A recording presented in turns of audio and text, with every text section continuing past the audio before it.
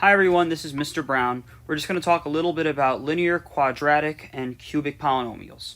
So a linear polynomial is a polynomial where the exponent of the greatest exponent is 1 in a polynomial. A quadratic is where the highest exponent is 2, and a cubic is where the highest exponent is 3. So some examples of a linear polynomial is where we have something like x plus 7, 2x minus 3. If you take a look, the exponent of x is 1 for both of them. For a quadratic, it's where the highest is x squared. So if we have x squared minus 9, x squared plus 2x plus 1. These are quadratics because the exponent 2 is the highest of x. For a cubic, it's when we have something where the highest exponent is 3. X to the third minus 1. Okay, so now that we know that, let's take a look at different sequences. So how can we tell whether or not whether the sequences have a linear relationship, a quadratic relationship, or a cubic relationship? So let's take a look at this sequence.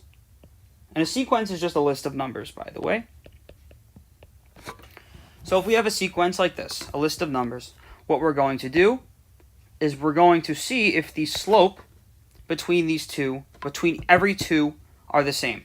So to do that, we're just going to find our difference here, our first difference. So the distance between 1 and 2, or in other words, 2 minus 1 is just 1. The distance, or 3 minus 2, is 1 as well. 4 minus 3 is 1. 5 minus 4 is 1. And 6 minus 5 is 1. So, because all of these differences are the same, because they're all the same, we have a linear relationship. So now if we have a sequence like this, one, something like this, we're going to once again check the differences. So 4 minus 1 is 3. 9 minus 4 is 5. 16 minus 9 is 7. 25 minus 16 is 9.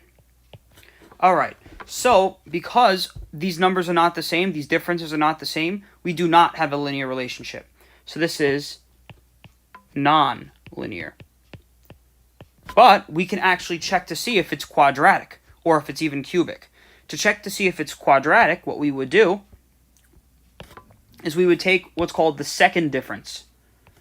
So we're going to take the second difference. So this is the first difference.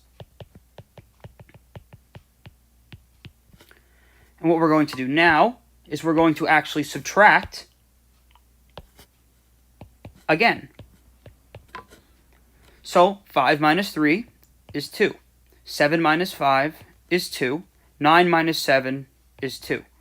We took the second difference. So basically we're taking a difference a second time. So a second difference. Now because these numbers are the same, this is a quadratic relationship.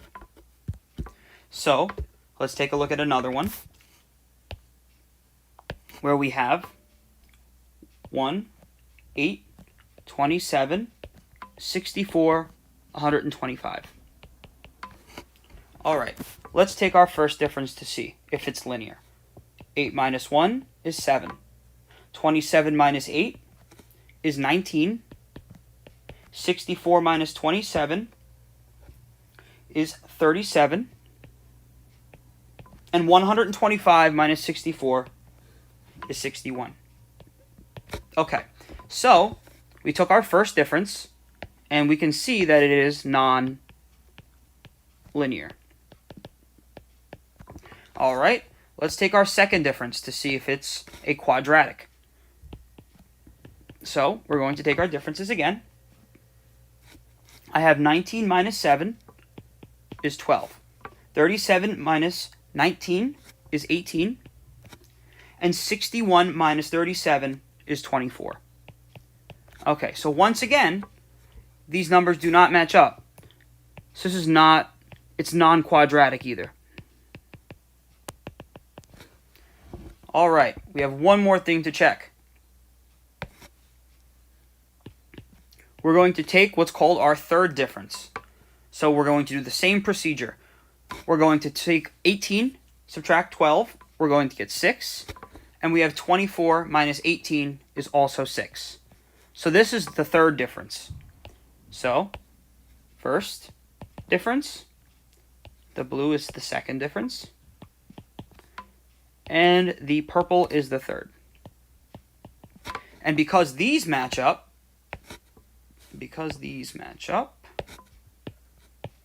we have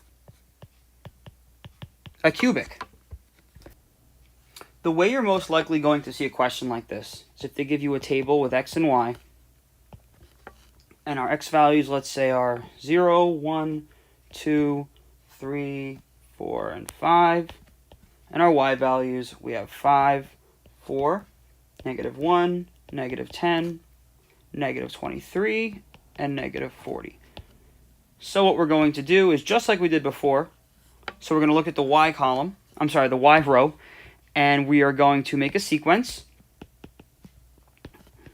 Just like that. We're going to list our numbers in a sequence, and we're going to take our difference. So our first difference. So we're checking to see if it's linear.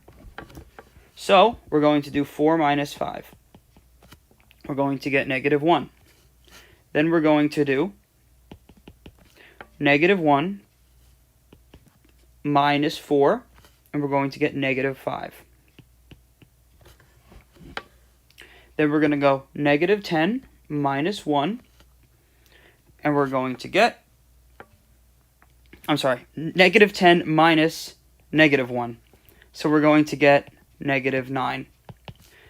Negative 23 minus negative 10, we're going to get negative 13. And then we're going to do negative 40 minus negative 23, which is the same thing as negative 40 plus 23. And we're going to get negative 17. All right, so it is not a linear relationship.